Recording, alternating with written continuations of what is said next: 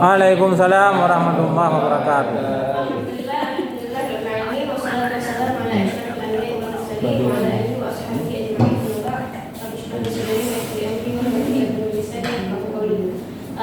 Baik, yang saya hormati Bapak Ibu yang sudah hadir. Baiklah, hari ini kita akan lanjut di jurnal. Adapun jurnal yang saya ajukan itu judulnya adalah Peran Supervisi Pendidikan dalam Meningkatkan Mutu Pendidikan Indonesia. Nanti setelah saya tampil ada diskusi, boleh tolong komentar dan sarannya. Selanjutnya, jurnal ini sudah saya tulis sesuai dengan template ISEMA. Jadi saya akan upload jurnal ini ke ISEMA. Walaupun sampai sekarang kabar dari ISEMA itu nggak tahu apakah ditolak atau apa enggak. Nah, karena saat ini belum ada penerimaan jurnal. Jadi seperti itu.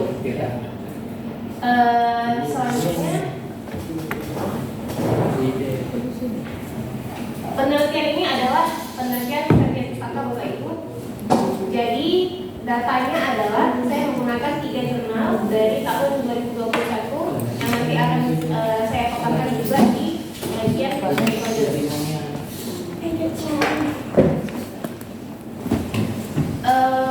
Latar belakang yang saya angkat di sini adalah isi pendahuluan ini. Kenapa supervisi akademik itu sangat penting dilakukan di sekolah? Kita langsung lanjut aja ke metode ya, karena di sini tidak ada kajian metode. Nah, artikel ini dibuat dengan menggunakan metode penelitian perpustakaan, jurnal ilmiah dan penelitian sebelumnya yang berkaitan dengan subjek yang sedang dibahas adalah beberapa jenis referensi utama yang digunakan dalam penelitian ini. Kemudian kita analisis dan kita sajikan dalam bentuk narasi. Jadi yang pertama, hasil dari pembahasan. Di sini sebenarnya saya nggak tahu Bu, awalnya gimana cara kita terangkan hasil seperti apa, pembahasan seperti apa. Namun karena minggu lalu kita udah tahu ternyata hasil itu poin-poin pentingnya dulu. Kemudian di pembahasan baru kita jelaskan. Ini jurnal yang pertama, yaitu peranan supervisi pendidikan dalam rangka meningkatkan kualitas pendidikan di Indonesia. Penelitian ini dilakukan oleh Rinek Prai Kalalo dan Theo Chandra Bentek. Penelitian ini menunjukkan bahwa supervisi pendidikan merupakan sebuah proses penting dalam upaya meningkatkan kualitas pendidikan di Indonesia. Tujuannya adalah memberikan dukungan dan arahan kepada pendidik dan staf sekolah untuk meningkatkan kinerja mereka, terutama dalam pelaksanaan proses pembelajaran. Jadi setelah saya analisis jurnal, itu dari jurnal ini yang pertama yang saya dapatkan adalah aspek penting dan fungsi utama supervisi pendidikan ya. Saya sudah dengan SP. Jadi di sini sudah tertera kalau fungsi utama supervisi pendidikan yaitu perumusan program pembinaan, pengawasan, pemantauan, kepatuhan terhadap 8 kriteria nasional pendidikan. Selain itu, supervisor juga bertanggung jawab untuk menilai pelatihan dan pembimbingan profesionalisme pendidik serta melakukan perbaikan hasil pengawasan. Ini adalah fungsi utama dari supervisi pendidikan. Perlu ditulis atau enggak, Ustaz? Jadi kita catat poin pentingnya aja ya, Ustaz. Kemudian poin yang saya dapatkan selanjutnya adalah metode zoom besar ya.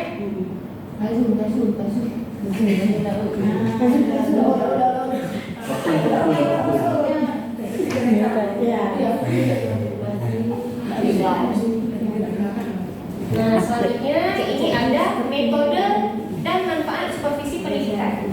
Ini poin yang pertama, yang kedua metode dan manfaat supervisi pendidikan. Nah, jadi metode supervisi pendidikan itu ada beragam model. Di sini yang pertama itu ada pendekatan modern. pendekatan modern, kunjungan rutin ke sekolah, mengadakan workshop, berkoordinasi dengan kelompok pendidik di sekolah, dan membangun program kolaborasi dengan perguruan tinggi. Itu merupakan metode-metode supervisi pendidikan.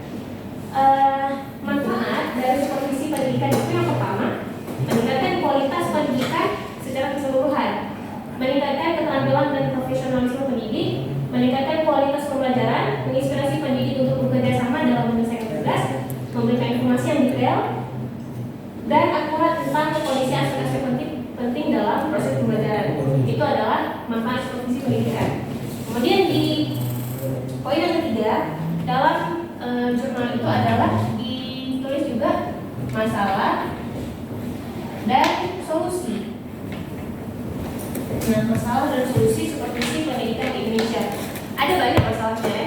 Yang pertama ini adalah kompleksitas peran pimpinan sekolah, kurangnya kesiapan pendidik saat menghadapi supervisi. Saya sendiri Bu, kalau misalnya tiba-tiba dapat info dari kepala sekolah, minggu depan kami akan melakukan supervisi, itu panik. Padahal harusnya biasa aja, tapi kok panik gitu. Kemudian kurangnya motivasi pendidik untuk mengikuti supervisi, birokrasi yang kompleks, nomenklatur pengawas yang masih digunakan daripada supervisor. Jadi sekarang kita itu lebih banyak pakai kata pengawas daripada kata supervisor. Jadi secara psikologisnya udah takut karena diawasi gitu ya, bukan di supervisi seperti itu.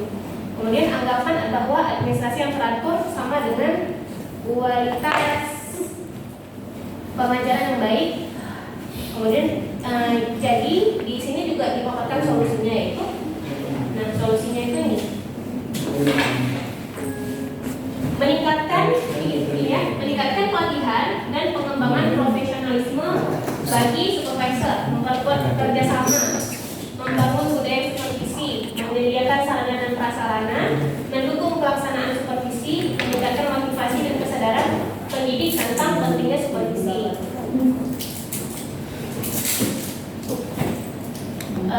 Selanjutnya itu adalah aktor utama dan peran mereka dalam supervisi pendidikan. Yang keempat ini adalah aktor utama. Tulisannya perlu juga. Empat. Supervisi pendidikan. Di sini juga ada aktor utama dan peran mereka, itu ada pendidik, kepala sekolah, supervisor. Ada beberapa tahapan dan prinsip supervisi pendidikan yang efektif. Ini juga ada di jurnal ini. Kita lanjut ke jurnal yang kedua ya.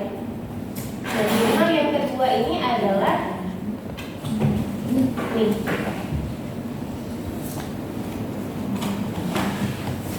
Sementara itu hasil penelitian dari Suparyadi dengan judul peran supervisi pendidikan dalam meningkatkan mutu pendidikan. Nah, di sini ditunjukkan juga ada beberapa fungsi supervisi pendidikan, tujuan dan mekanisme supervisi pendidikan, peran supervisi pendidikan, manfaatnya, supervisi pedagogi, seperti itu. Jadi sebenarnya ada 3. Jadi mungkin yang satu tadi itu karena ini sebelumnya hasil penelitian Dini Soleha, Nurul Mufida.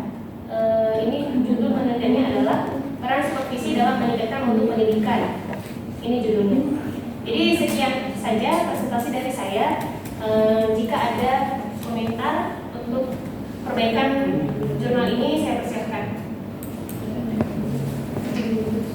Ini penelitiannya kepustakaan, mungkin dari segi tulisan ada yang lebih perbaiki.